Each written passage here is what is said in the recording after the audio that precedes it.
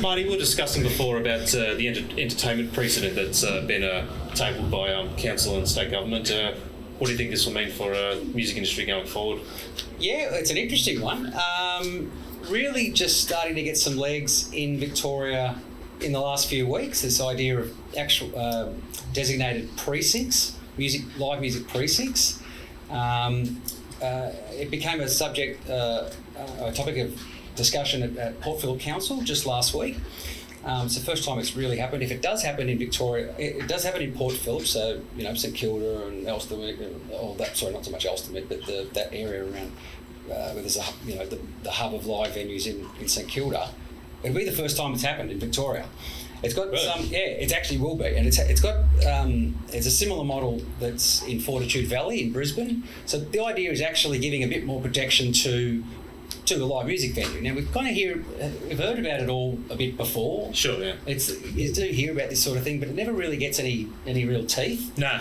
So this one actually does have a bit of momentum behind it. It does need to get some state government support as well. I don't think the local councils can just make these new laws without backing. It's got to have some real teeth. But it is getting some support, and particularly with venues that are still. Everyone thinks that things are starting to kick off. We're just talking now to Stu about music coming back. Venues are still at the moment, they're far below half their capacity. Places like the Old Bar and the Tote, they're about 100 in the main band room. That's right. So they've still, they need all the help they can get. Absolutely. And this is one extra thing that would actually help. It would say, okay, you've got a license to play live music. You can't really have people telling you to turn it down, turn it off. And so hopefully it gets the support that it needs.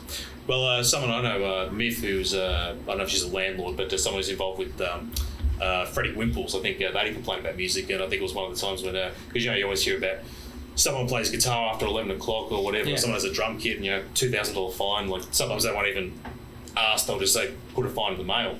And who can afford that? Exactly, yeah. Particularly when you've hardly got any coin coming in for the last year. So, yeah. But it seemed like a council was going to have their backs on this one, so hopefully moving forward. Because, as you said, we talk about this. There's been, the Tote, the Slam rally that happened, God, what was that, 10 years ago?